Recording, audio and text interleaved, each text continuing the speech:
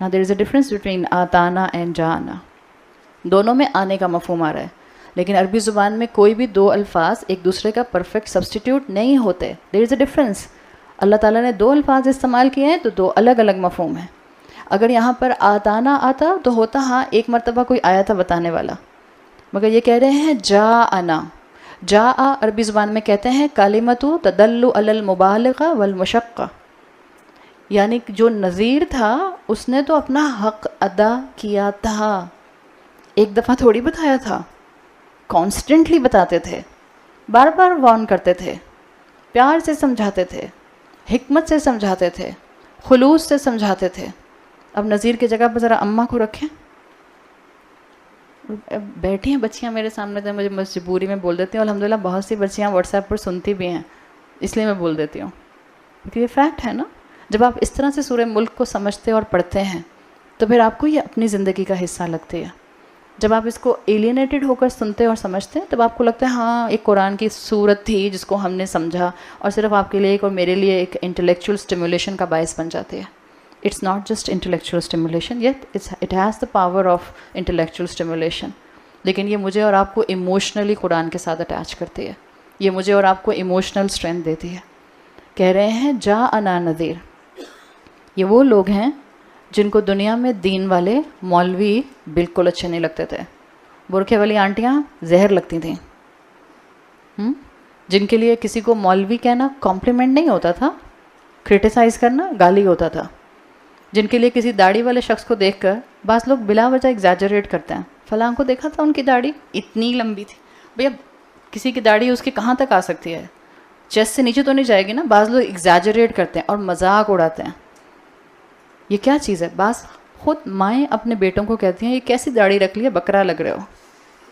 Can't even imagine. اور بیٹے نے سنت کے اندر سنت کو فالو کرتے ہوئے داڑھی رکھی ہے.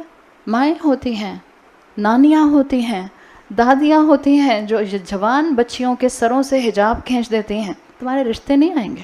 یہ کیا بوڑھی روح بن کر بیٹھی ہوئی ہو؟ کیا بن گئی ہو یہ تم؟ یہ مزاج گھر کے بڑوں کے اگر بن جائیں تو پھر اگلی نسل صراط پر پار لگے گی یا صراط سے نیچے آگ میں گرے گی اور گرائے گی سب کو. ہم سب کو اپنی آنکھیں کھولنے کی ضرورت ہے. اللہ تعالیٰ ہمیں ایموشنلی اس قرآن سے اٹیچ کر رہا ہے. یہ وہ لوگ تھے جو اس وقت ایڈمٹ کر رہے ہیں، جو اس وقت اعتراض کر رہے ہیں، اعتراف کر رہے ہیں، جن کو دنیا میں مولوی پسند نہیں تھے، جن کو مولوی کسی کو کہنا آؤٹ آف کمپلیمنٹ نہیں ہوتا تھا، آؤٹ آف غصہ، ریج، غضب، آؤٹ آف گالی ہوتا تھا. اپنے دل کی بڑھاس نکال کر کہتے تھے. کسی خاتون کو حجاب میں دیکھ کر، نقاب میں دیکھ کر اس کو ننجا کہنا، اس لیے کہا کہ بہت کیوٹ لگ رہی ہیں آپ کو. ننجا کیوں کہتے ہیں؟ بعض ہسبینڈ جو ہیں ان کو پتہ نہیں کون سا فوبیا ہوتا ہے. اگر تم کورس کرنے گئی تو تم ننجا تو نہیں بنو گی، پرومس کرو. یہ وہ لوگ ہیں جن کو دین سے الرجی تھی دنیا کے اندر. یہ وہ لوگ ہیں جن کو ہر وقت نصیحتیں کرنے والے لوگ پسند نہیں تھے. میں نے کل ایک بات کہی تھی، دل نہیں چاہتا ہے کہ آپ اس کو کفر سے جوڑیں، لیکن بہرحال اتنی سختی دلوں کو سخت کر دیتی ہے. جب مائیں بار بار بچوں کو نصیحت کرتی ہیں تو بچے ماؤں کو شٹ اپ کرا دیتے ہیں. یہ کہہ کہ اماں آپ کا پھر لیکچر شروع ہو گیا. یہاں تو لیکچر لگتا ہے اور اماں کو چپ کرانے کے لیے 4 جملے فوراً بول دیتے ہیں. لیکن یہ صورت کیا بتا رہی ہے؟ اب جہنم کے منہ پر کھڑے ہو کر خود کہیں گے جا انا نذیر. وہ جو ہمیں دنیا میں اچھے نہیں لگتے تھے اب خود ان کی تعریفیں کر رہے ہیں. جن کے لیے دین کی بات ویسٹ آف ٹائم تھا، جن کا مزاج یہ تھا کہ اچھا انسان بننے کے لیے دین ایک ایکسٹرا چیز ہے، ہم اچھا انسان بن گئے، ہمیں اس کے لیے دین کی ضرورت نہیں ہے، ہمارا اسپریچویلٹی کا ایک اپنا اینگل ہے، آپ ہمیں اسپریچویلٹی کا کوئی طریقہ مت بتائیں. یہ وہ قوم، وہ یوتھ جن کے لیے کہا جائے بیٹا دعا مانگ لو، ہم آپ کو بتا کر دعا کیوں مانگے؟ یہ بھی کوئی بات ہے؟ اماں کہہ رہی ہیں بیٹا دعا مانگ لو، میں آپ کو کیوں دکھاؤں میں دعا مانگ رہی ہوں؟ یہ مزاج، یہ سختی کے مزاج ہیں. یہ مزاج یہ دلوں کے اوپر کرسٹ بنا دیتے ہیں.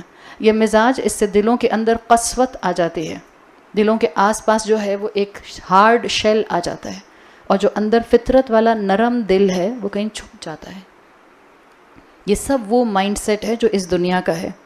قیامت کے دن اعتراف کرے گا کہ نہیں نہیں ہمارے پاس آئے تھے اور بڑی ایفرٹ سے پیغام پہنچایا تھا. جا انا میں ایسنس ہے، ایسا نذیر ایسا ہی وارننگ دینے والا جو پیچھے پڑ جائے آپ کے، جو محنت کرے آپ کو اچھی بات بتانے کے لیے، جو جان لگا دے آپ کو اچھی بات سمجھانے کے لیے، جو محنت کر کر کے آپ کو بار بار نصیحت کرے، محبت سے نصیحت کرے، ایک اینگل سے سمجھنا آئے دوسرے اینگل سے سمجھائے، ایک بات سمجھنا آئے دوسری بات کی موٹیویشن دلائے۔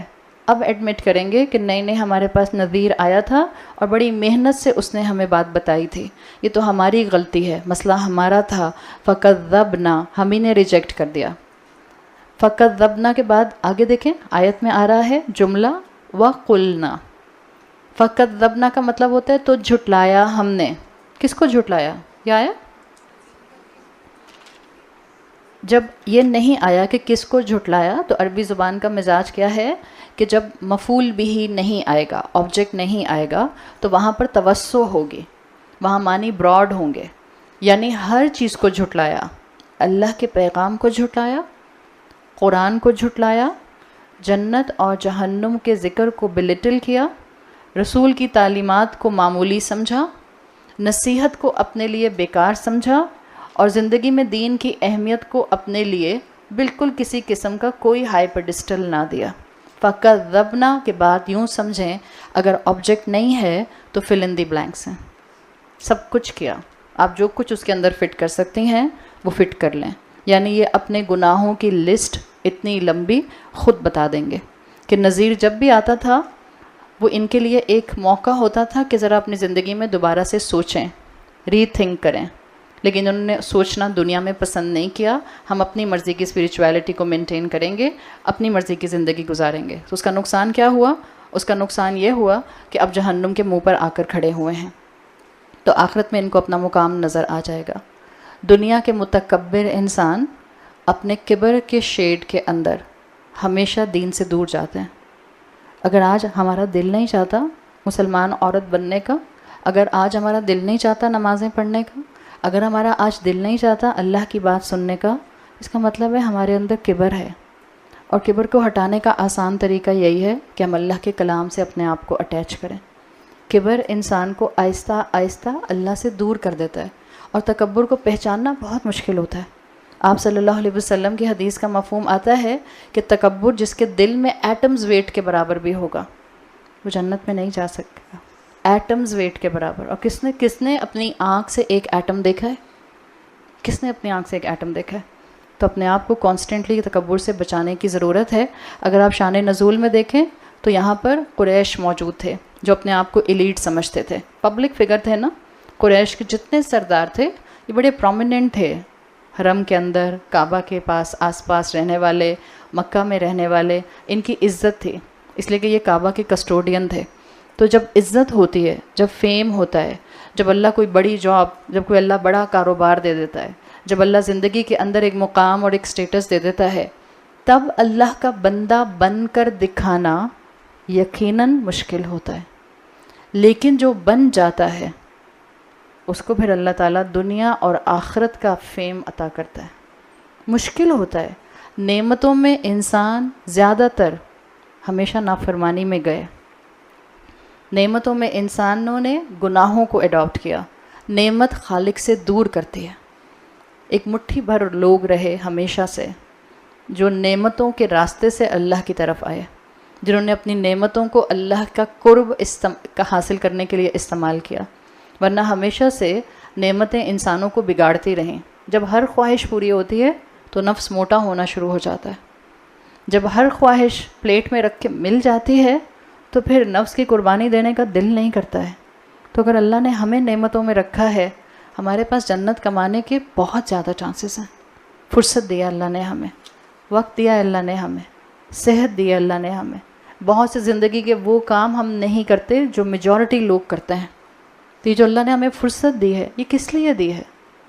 شاپنگ مالز میں یہاں سے وہاں جو ہے وہ مارے پھرنے کے لیے، ہر وقت جو ہے وہ فرینڈس کے ساتھ ہینگ آؤٹ کرنے کے لیے، کبھی اس کے گھر تو کبھی اس کے گھر، کبھی اس بازار میں تو کبھی اس بازار میں، کبھی اس شاپنگ مال میں تو کبھی اس ریسٹورنٹ میں، بس اس لیے کبھی کسی ایک یوٹیوب چینل کے اوپر ایک سیزن دیکھتے ہوئے، کبھی نیٹ فلکس پر اب ایک نیا طریقہ شروع ہو گیا، میں نے نیٹ فلکس کی ممبرشپ خریدنی ہے، تم میرے ساتھ شیئر کر لو، مطلب تم بھی گناہ میں میرے ساتھ شامل ہو جاؤ۔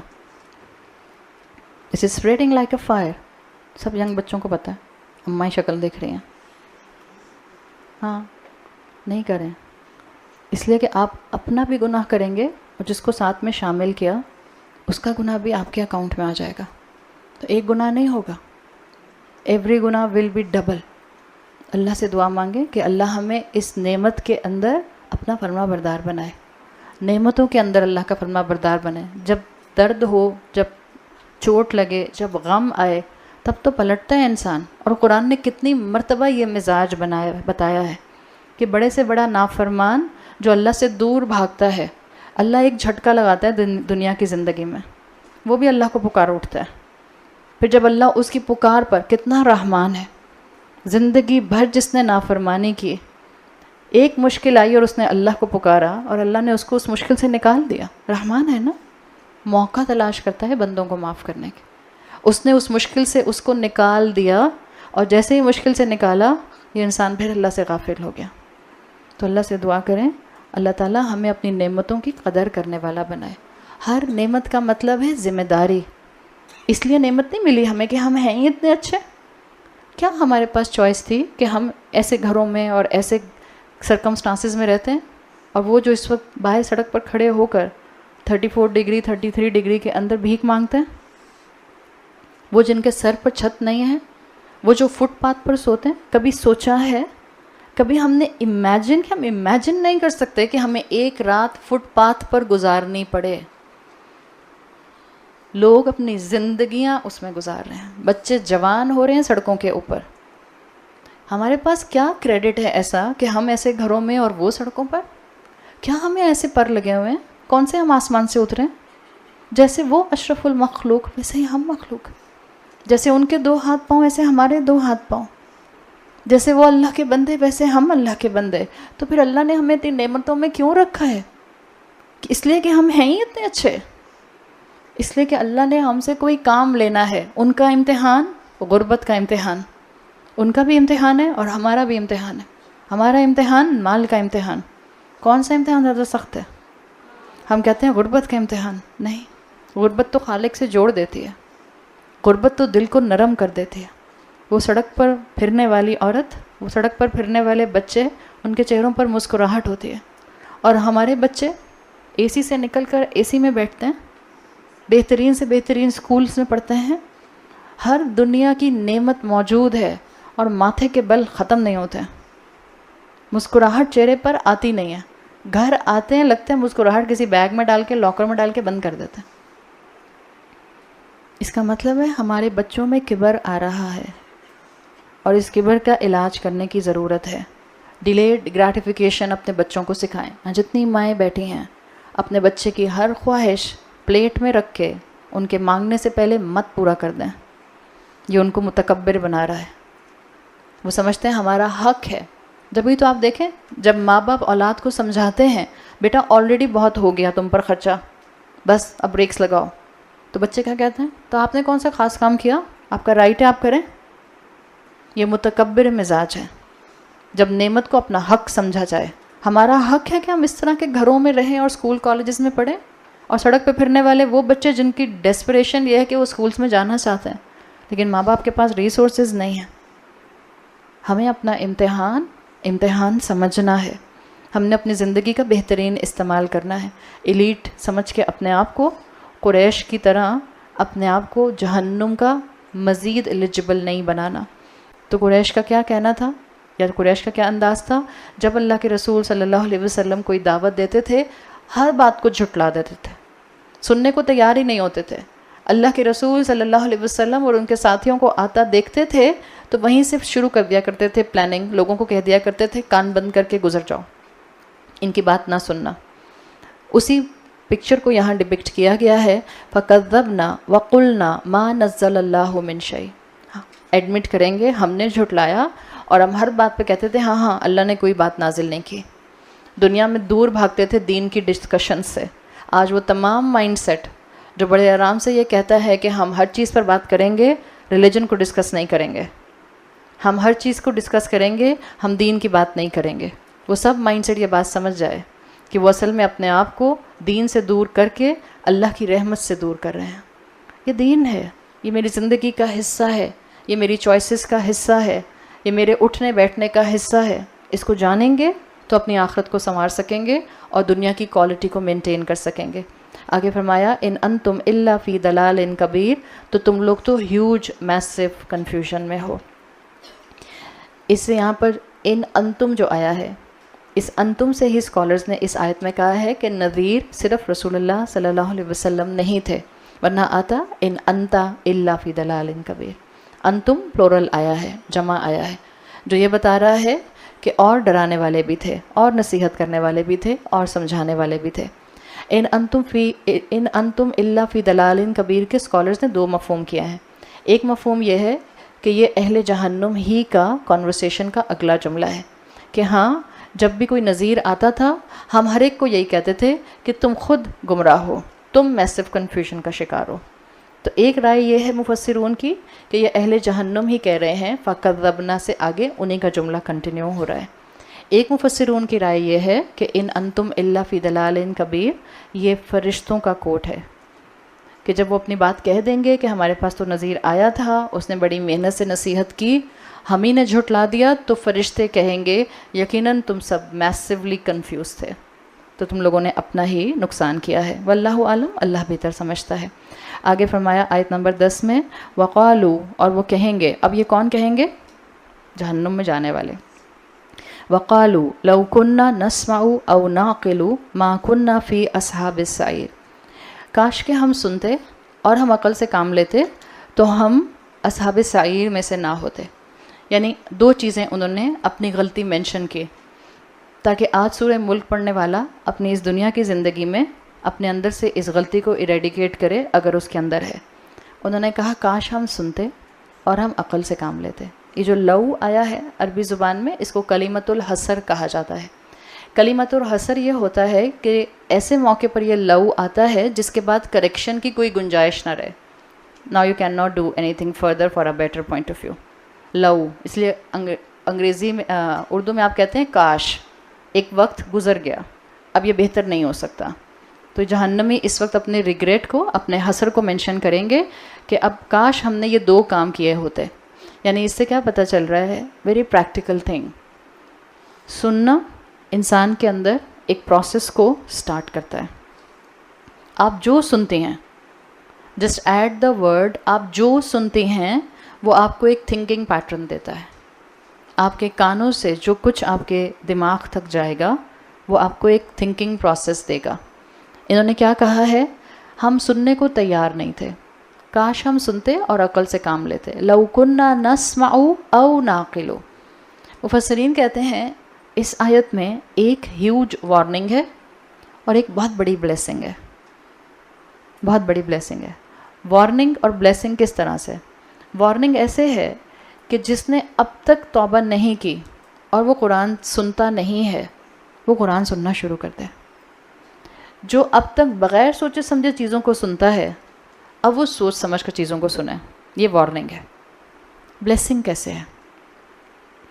سب ان لوگوں کے لیے بلیسنگ ہے جو اس بات پر پریشان ہوتے ہیں کہ ہم اپنی اولاد کو دین کی طرف کیسے لے کر آئیں. سب وہ لوگ جو آج دین سے دور بھاگ رہے ہیں، سب وہ یوتھ جس کے لیے دین سب سے لاسٹ لسٹ میں ایک آپشن ہے، سب وہ بچے جن کے لیے ان کے اسکول اور ان کی یونیورسٹیز اور ان کے پروفیشنز اور ان کے دوست اور ان کی چوائسیز اور ان کی ٹیمپٹیشنز پرائرٹی پر ہیں. ریلیجن کی بات میں فرض پورا کر تو رہے ہیں، کیوں پیچھے پڑ جاتے ہیں؟ ہم نماز پڑھ تو لیتے ہیں. جب آپ صرف فرض پر سٹک کرتے ہیں تو یہ میں آپ کو بتا دوں آپ وہاں پر جمے نہیں رہتے، آپ کو بریکس لگتی نہیں اس جگہ پر. صراط مستقیم وہ راستہ ہے جس پر ہم نے کئی مرتبہ بات کی ہے. دس از اے پکچر آف اے راستہ جو ورٹیکل اوپر جا رہا ہے. سورہ فاتحہ آپ میں سے جن لوگوں نے میرے ساتھ کی تھی، ہم نے بہت تفصیل سے اس پر بات کی تھی. صراط مستقیم وہ راستہ ہے جو ورٹیکل پوزیشن پر جا رہا ہے. اگر آپ اس میں رکیں گے تو آپ اس جگہ ایک جگہ پر اسٹیگننٹ نہیں رہتے، یا تو آپ گرتے ہیں یا آپ کو آہستہ آہستہ بریک لگتی ہے اور آپ پیچھے آنا شروع ہو جاتے ہیں. تو جو بچے یہ کہتے ہیں ہاں تو ہم فرض پڑھ تو رہے ہیں، آہستہ آہستہ ان کے 5 وقت کی نمازیں صرف جمعے پر آ جاتے ہیں، پھر جمعے کی نمازیں عید پر آ جاتے ہیں، پھر عید کی نماز بھی کبھی ہوتی ہے اور کبھی نہیں ہوتی. اس طرح کے تمام بچے، اس طرح کے تمام مسلمان جن کے لیے دین کا نام سننا ناقابل برداشت ہے، ایسے لوگوں کے لیے ہمارے پاس ایک خوشخبری ہے اس آیت میں. وہ یہ ہے کہ اگر آپ ان کو سنانا شروع کر دیں، اور سنانا مطلب کھری کھری نہیں، اگر آپ ان کو قرآن سنانا شروع کر دیں تو ایک اس کے اندر بہتر پہلو، پازیٹیو پہلو یہ ہے کہ وہ اس ڈائریکشن پر سوچنا شروع کر سکتے ہیں. ہاں، سنانا کیسے ہے، this will vary from person to person. ماں ہوتے ہوئے ہو سکتا ہے آپ کی بات ان کو سمجھ آتی ہو تو پھر آپ بات کریں گے، آپ کی نہیں سمجھ آتی تو آپ کسی کلاس میں بھیجیں گے، کلاس میں نہیں جاتے تو آپ کسی کی بات سنا دیں گے. 1 گھنٹے کا لیکچر نہیں سن سکتے ہیں، 2 منٹ کی بات سنا دیں گے. But you have to try کہ آپ کے بچے سنیں، چاہے وہ بچے ہوں، چاہے وہ شوہر ہوں، چاہے وہ کوئی بھی رشتہ ہو، چاہے وہ کوئی بھی انسان ہو. ہر نافرمان انسان اس دنیا میں اللہ کے راستے کی طرف پلٹ سکتا ہے اگر وہ اللہ کے کلام کو سننا شروع کر دے. This is the beauty of the process of listening. جو کانوں کی کھڑکی سے دماغ تک جاتا ہے وہ انسان کی عقل کو ٹریگر کرتا ہے. جب سننے کا دروازہ بند ہو جائے گا، یاد رکھیں، جب دین سننے کے دروازے بند ہو جاتے ہیں تو دین کے راستے پر سوچنے کے دروازے بھی بند ہو جاتے ہیں. جتنا دین زندگی میں کھلتا ہے، جتنا دین کی پکار کان پر پڑنا شروع ہو جاتی ہے، انسان انٹلیکچولی دین سے جڑنے لگ جاتا ہے. اور جو انسان انٹلیکچولی دین سے جڑتا ہے اسی کے اندر ایموشنل اٹیچمنٹ دین کے لیے آتی ہے. تو اسکالر کہتے ہیں ان المقصود السماع التدبر و تفکر. اللہ کیا چاہ رہا ہے دنیا میں انسان کیا سنے؟ سوچ سمجھ کر سنے، تدبر کے ساتھ سنے، پونڈر کرتا ہوا سنے، وقت لگا کر سنے. تو اس کے اندر ایک انسینٹیو یہ ہے کہ اگر لوگ دین سے اس وقت دور ہیں تو ان کو دین کے قریب لانے کا طریقہ یہ ہے کہ ان کو دین سنایا جائے. دین پڑھایا نہیں جاتا اس طرح سے کہ کتاب دے دی آپ پڑھ لیں آپ کو سمجھ آ جائے گی. اب تو ویسے ہی ریڈر بہت کم ہو گئے ہیں، پڑھنے والے لوگ بہت کم ہو گئے ہیں. تو یہاں سے ایک اینگل یہ مل رہا ہے، میکسیمم لوگوں کو قرآن سنانے کی طرف لے کر آئیے، ان کو کلاسز میں اپنے ساتھ لے کر جائیے، ان کو واٹس ایپ پر کچھ سنائیے. جو آپ ان سے بات کر سکتی ہیں بیٹھ کے آپ ان سے بات کیجیے تاکہ ان کے اندر موٹیویشن ڈیولپ ہونا شروع ہو. اور اپنے بچوں کے لیے بھی اسی فلسفی کو ذہن میں رکھیں. یہ عمل جہنم والوں کا کیوں ہوا کہ انہوں نے کہا کہ ہم سنتے نہیں تھے، کاش کہ ہم نے سنا ہوتا اور عقل سے کام کیا ہوتا. کیا سب بہرے تھے دنیا میں؟ ہاں، ڈیف تھے سارے، دنیا میں سنائی نہیں دیتا تھا. نا گو بیک آن آیات. جب بھی کوئی شیطان نافرمانی ہوتے ہیں، نافرمان جن، جب بھی کوئی جن آسمانوں میں ریسٹرکٹڈ جگہوں پر جانے کی کوشش کرتا ہے تو اللہ کیا کرتا ہے؟ اللہ ان کو رجم کرتا ہے فرشتوں کے ذریعے، ان کو جو ہے وہ سٹارز کے ذریعے وہاں سے، آگ کے ذریعے وہاں سے دور کیا جاتا ہے. جب یہ جنات، جب یہ شیطان، جب یہ نافرمان جن آسمان سے رجم کیے جاتے ہیں تو ان کا سارا غصہ اور جیلسی ہے کس کے لیے؟ اصل میں انسانوں کے لیے. وہاں سے رجم ہوتے ہیں تو زمین پر آ کر اپنی ایکٹیویٹی شروع کر دیتے ہیں، اور زمین پر جب آ کر اپنی ایکٹیویٹی کرتے ہیں تو اللہ کے بندوں کے ساتھ جس چیز کو یہ سب سے پہلے اڈاپٹ کرتے ہیں وہ یہ ہے کہ یہ اللہ کے بندوں کو قرآن سننے سے دور کرتے ہیں. سب سے پہلی چیز قرآن ہے ہی آڈیو ایکسپیرینس. اللہ کے رسول صلی اللہ علیہ وسلم نے صحابہ کو آ کر قرآن سنایا، لکھا ہوا ان کے ہاتھ میں نہیں پکڑایا. It was completely an audio experience. صحابہ سنتے تھے، پھر ایک دوسرے کو پڑھاتے تھے، پھر آگے فلٹر ڈاؤن کرتے تھے. قرآن کا مزاج سننے والا ہے. یہ ساری باتیں اگر آپ کو لکھی ہوئی ملیں گی کبھی آپ کو پڑھ کر وہ امپیکٹ نہیں آئے گا جو سن کر امپیکٹ آ رہا ہے. Quran and Islam is completely an audio experience. تو یہ شیطان کیا کرتے ہیں؟ یہ سب سے پہلے اللہ کے بندوں کو اس سننے کی ایکٹیویٹی سے دور کرتے ہیں تاکہ بندہ جو ہے وہ آگے سوچ نہ سکے. تو یہ انسانوں کو پھر کیا کرتے ہیں جب یہ دور کرتے ہیں قرآن سننے سے؟ تو کیسے دور کرتے ہیں؟ آپ کے کانوں میں آ کے اپنی انگلیاں ڈال دیتے ہیں. ہاں، کیا کرتے ہیں؟ Alternate listening. یہ قرآن نہیں سننے دیتے. اس کا مطلب یہ نہیں ہے کہ آپ قرآن کھولیں گے پھر قرآن بند ہو جائے گا, آپ قرآن کھولیں گی پھر قرآن بند ہو جائے گا. نہیں, اس کا مطلب یہ نہیں ہے آپ اپنا موبائل میں پلے کریں گی قرآن کی تلاوت اور پھر آف ہو جائے گی, آپ پلے کریں گی اسٹاپ ہو جائے گی. یہ تو ہماری فیوریٹ ہابی ہے. ہاں جن ایسے ہی آتا ہے, جن کے بارے میں اور بتائیے. ایسی بات نہیں ہے. نہ وہ آپ کا آٹو پلے بند کرے گا, نہ وہ آپ کا مصحف بند کرے گا. He will give you alternate listening. وہ آپ کو انٹرٹینمنٹ کی دنیا میں انوالو کرے گا. آج کی قوم کو, آج کی امت کو اور ہمیشہ سے انسانیت کو قرآن سننے سے دور کرنے کے لیے شیطانوں نے جس ایکٹیویٹی کو استعمال کیا ہے وہ ہے انٹرٹینمنٹ کی دنیا. ان کے کانوں میں وہ ڈالو جس کے بعد ان کو قرآن سننا فائدہ نہ دے. ان کو اتنا ایڈکٹیو کر دو میوزک کے ساتھ, سانگس کے ساتھ, کہ اس کے بعد ان کو لگے دس از پارٹ آف می. بہت لوگ یہ سوال کرتے ہیں نا, میوزک حلال ہے یا حرام ہے. ہم سب کو ابھی تک کنفیوژن ہی ہے, بالکل جیسے برتھ ڈیز میں ہمیں کنفیوژن ہی ہے. دیر از نو کنفیوژن. یہ شیطانی اعمال ہیں, کمپلیٹلی شیطانی اعمال ہیں. آپ صلی اللہ علیہ وسلم نے مزافیر سے اپنے آپ کو دور کیا, آپ کے صحابہ نے تمام میوزیکل انسٹرومنٹ سے اپنے آپ کو دور کیا. دیر از جسٹ ون ایکسیپشن, دف کی ہے, ون سائیڈڈ دف, ناٹ دیٹ ڈھول جو ہماری شادیوں میں استعمال ہوتا ہے, the two sided one. One sided دف, اس کی صرف اجازت ہے, وہ بھی لمیٹیشنس کے ساتھ اجازت ہے, بیریئرس کے ساتھ اجازت ہے, سرٹن انوائرمنٹس میں اجازت ہے. پوری میوزک انڈسٹری بند ہو جائے اگر اسلام کے پوائنٹ آف ویو سے ان چیزوں کو دیکھا جائے. شیطان کانوں میں وہ میوزک ڈال دیتا ہے جس کے بعد قرآن سننے کا دل نہیں کرتا. وہ اتنا بزی کر دیتا ہے آنکھوں کو اور کانوں کو کہ انسان قرآن سننے کے لیے اپنے آپ کو فارغ ہی نہیں سمجھتا. وہ اتنا زیادہ ان چیزوں میں, ان ایکٹیویٹیز میں انوالو کرتا ہے. And these are music, I can say on ڈنکے کی چوٹ پر 100% 200% surety, this is a mindless activity. اگر میں آپ لوگوں کو چیلنج کر رہی ہوں, جائیں جا کر جتنے بھی بچے میوزک سن رہے ہیں آج کے, ان کے لیرکس نکالیے اور پڑھنا شروع کیجیے ذرا. You will come to know کہ کتنے ایڈیٹ اور کتنے ایبناکشیس ورڈنگز ہیں میجورٹی گانوں کے, میجورٹی گانوں کے. They are in many foreigner, جتنے بھی آپ کے باہر کے جتنے بھی سنگرز ہیں, اب ان کے جو لیرکس بن رہے ہیں وہ بچوں کو موٹیویٹ کرتے ہیں to live a darker life, to stay a depressed life, to stay in your depressed life and to go and encourage them for the suicide. جائیں نکالیں لیرکس اور پڑھیں, جن کو بغیر سوچے سمجھے ہمارے بچے پڑھتے اور سنتے رہتے ہیں. الحمدللہ آج کی مائیں ان پڑھ نہیں ہیں. آج کی مائیں جو ہیں وہ ایسی آبسولیٹ مائیں نہیں ہیں کہ جن کو پتہ نہ چلے. اور کیا آپ کے کانوں میں جا رہا ہے, ابھی ہم نے کہا جو آپ سنتے ہیں وہ آپ کی عقل پر امپیکٹ کرتا ہے. تو اتنا شیطانی ایکٹیویٹی نے آپ کو اس میوزک انڈسٹری سے انٹریپ کیا ہوا ہے کہ اب اس کے بعد قرآن سننا اچھا نہیں لگتا.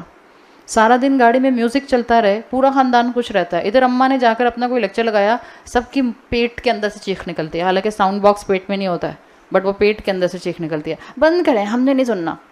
ہر وقت لیکچر سٹارٹ. یہ کیا ہے؟ شیطان کے ساتھی. شیطان نے اتنا اوور پاور کر لیا کہ اب قرآن سننے کا دل نہیں کرتا, قرآن سننے کا دل نہیں کرتا. بعض لوگ کہتے ہیں نا, I am addicted to music.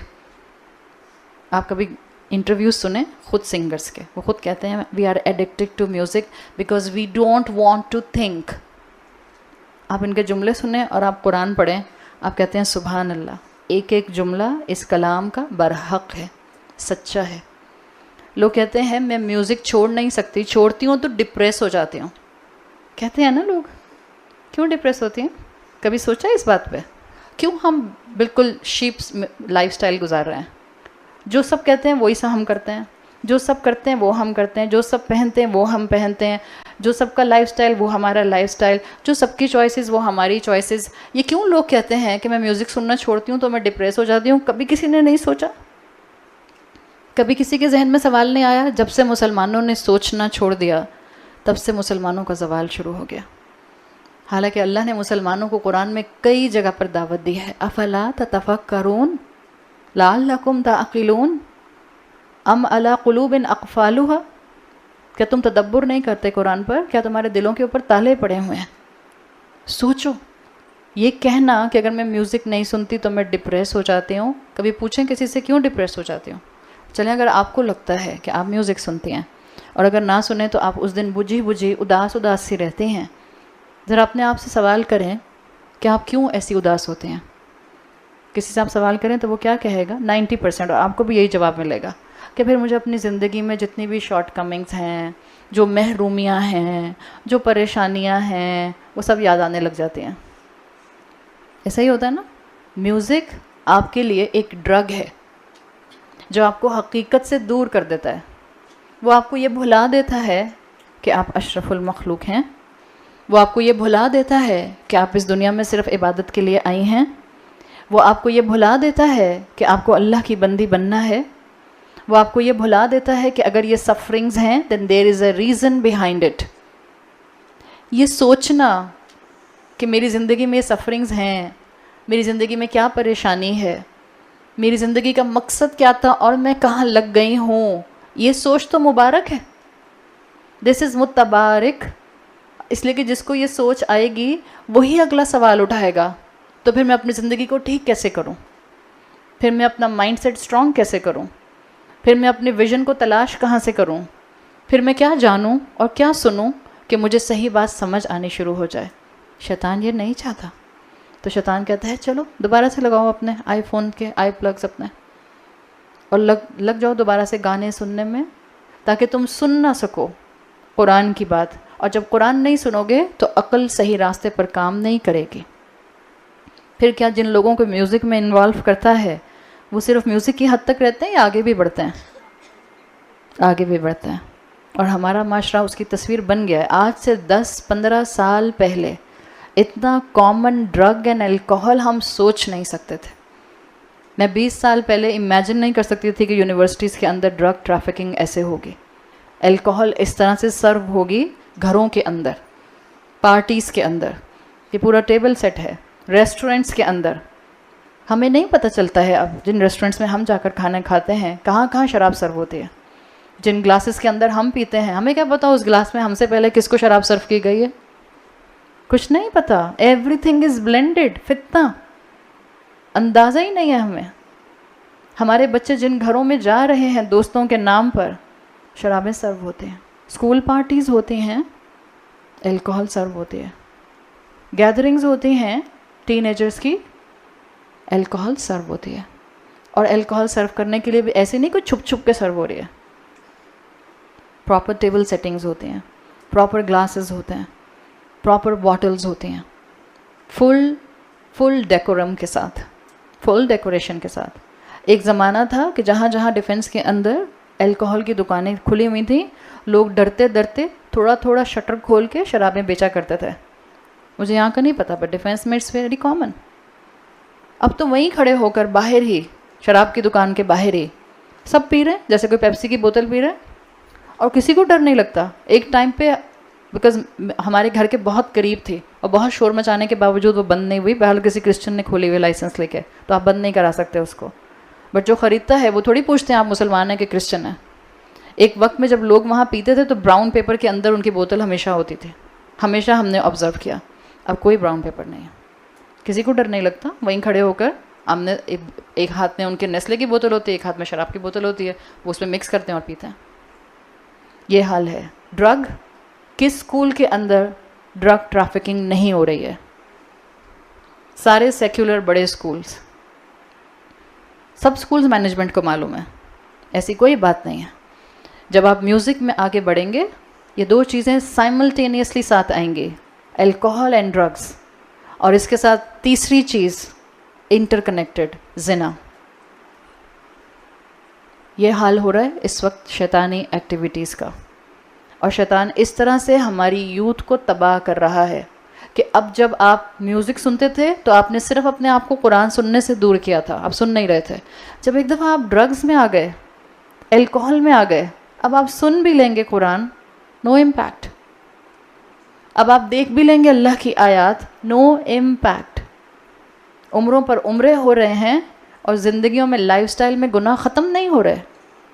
اس لیے کہ ساتھ ساتھ زندگیوں میں باقی 11 مہینے شراب جو شامل ہے، ڈرگس جو شامل ہے. تو اللہ تعالیٰ نے یہاں پر اس ایکٹیویٹی کو مینشن کیا ہے. قرآن میں آتا ہے زین لہم الشیطان، شیطان نے ان کے اعمال کو ان کے لیے ڈیکوریٹ کر دیا ہے. اسی لیے پھر یہ کس چیز کا جہنم کا ایندھن بنیں گے؟ ما کنا فی اصحاب السعیر. آیت نمبر 5 میں آیا تھا جہاں تھا کہ شیطانوں کو رجم کیا جاتا ہے. وَأَعْتَدْنَا لَهُمْ عَذَابَ السَّعِيرِ آیا تھا، اور یہاں آیا ہے مَا كُنَّا فِي أَصْحَابِ السَّعِيرِ. دونوں کو جنات نافرمان ہو یا انسان نافرمان ہو، دونوں کو اللہ تعالیٰ جہنم کی آگ میں ڈال دیں گے. آگے فرمایا آیت نمبر 11 فَاعْتَرَفُوا بِذَنبِهِمْ فَسُحْقًا لِأَصْحَابِ السَّعِيرِ.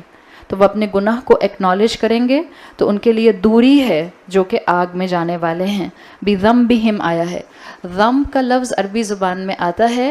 انیشلی ذم کا لفظ استعمال ہوتا تھا جانور کی دم کے لیے، ٹیل آف این اینیمل. پھر اس لفظ کا استعمال ہونے لگ گیا کسی امبیرسنگ چیز کے لیے. پھر اس لفظ کو استعمال کیا گیا قرآن نے، اور قرآن سے پہلے عربک لٹریچر نے اس کو استعمال کیا گناہ کے لیے، اس لیے کہ گناہ سورس آف امبیرسمنٹ ہوگا آخرت میں انسان کے لیے. گناہ کے لیے اور لفظ بھی آتے ہیں، جیسے جناح آتا ہے، اثم آتا ہے، ذم آتا ہے ایسا گناہ جو آپ کو امبیرس کر دے، بہت زیادہ آپ کو امبیرس کرے، چاہے وہ امبیرسمنٹ آپ کو دنیا میں محسوس کرنی پڑے یا وہ امبیرسمنٹ آپ کو آخرت میں محسوس کرنی پڑے. تو کہا گیا فَاعْتَرَفُوا بِذَنبِهِمْ، یہ اپنے گناہ کا اعتراف کریں گے. ہر جہنمی کو جہنم کے سامنے کھڑے ہو کر اپنا دنیاوی پوٹینشیل سمجھ آ جائے گا. میں تو کیپیبل تھی کہ میں جنت میں چلی جاتی، میں کیپیبل تھی میں اللہ کی رحمت کے لیے ایلیجبل ہو جاتی.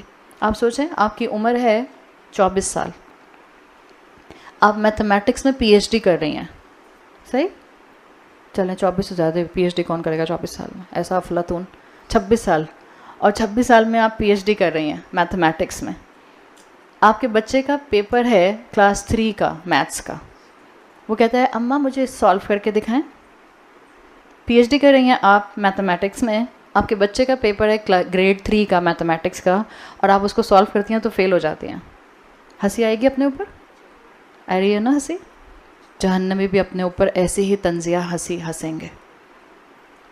اس لیے کہ فَاعْتَرَفُوا بِذَنبِهِمْ، اعتراف اس بات کا کہ ہم تو ایلیجبل تھے کہ ہم اپنے آپ کو جہنم سے دور رکھتے.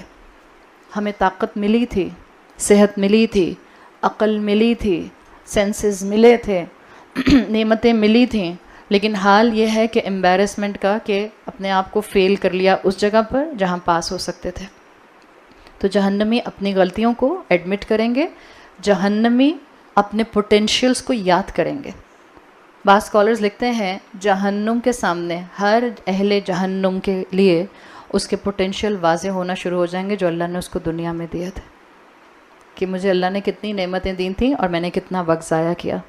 فَاعْتَرَفُوا میں جو فا آیا ہے اس کو کہتے ہیں فاعولا. فاعولا کیوں آتا ہے؟ فصیحتن.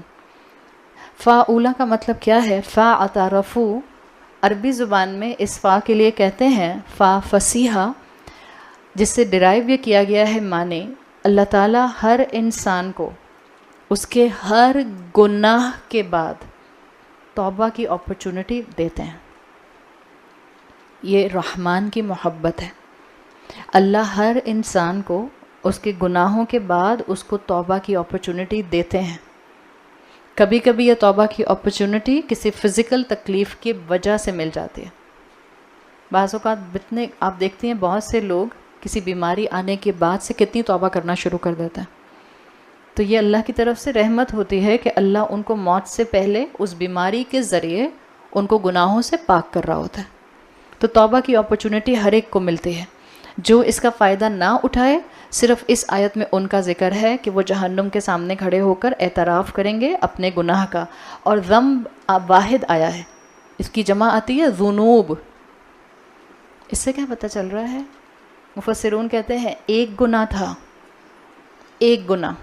اور اگر آیات کے کانٹیکٹ سے دیکھا جائے، قرآن نہ سننے کا گناہ، دین پر وقت نہ لگانے کا گناہ، ایک گناہ تھا. لیکن ایک گناہ کی وجہ سے پورا لائف سٹائل افیکٹ ہوا. اتنا افیکٹ ہوا کہ شیطانی ایکٹیویٹیز میں انوالو ہو گئے، اتنا انوالو ہوئے کہ توبہ کرنے کا موقع نہ ملا، توفیق نہ ملی. اتنا انوالو ہوئے کہ جہنم کے منہ پر آ کر کھڑے ہو گئے. اور اب اعتراف کریں گے، لیکن اب اعتراف کا کوئی فائدہ نہیں ہوگا. بالکل جیسے فرعون کو اپنی موت سامنے دیکھ کر، جبرائیل علیہ السلام کو سامنے دیکھ کر توبہ کی توفیق ملی تھی.